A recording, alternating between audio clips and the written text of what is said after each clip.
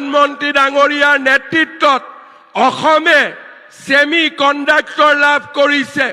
অসমে বাঁহৰ পৰা তেল উৎপাদন কৰিবলৈ শিকিছে আৰু অসমীয়াই আটাইতকৈ ভাৰতৰ ডাঙৰ সাৰ কাৰখানা অসমত প্ৰতিষ্ঠা কৰিবলৈ সাহস কৰিছে। প্ৰধানমন্ত্ৰী ডাঙৰীয়াৰ আশীৰ্বাদত এতিয়া অসমীয়াই নিজৰ জাতিৰ স্বাভিমান ৰক্ষা কৰিবলৈ শিকিছে।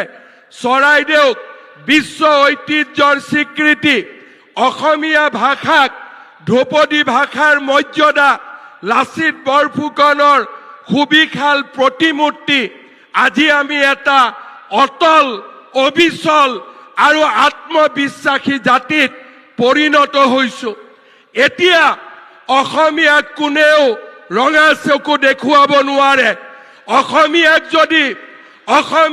যদি কোনোবাই ৰঙা চকু দেখুৱাবলৈ চেষ্টা কৰে, তেনে ব্যক্তিক আমি যেনেকৈ 1.5 লাখ বিঘা ভূমিৰ পৰা উচ্ছেদ কৰিছোঁ, আমি তেনেকৈ অসমীয়াই মৰণপণ যুঁজ দিবলৈ সাজু হৈছোঁ।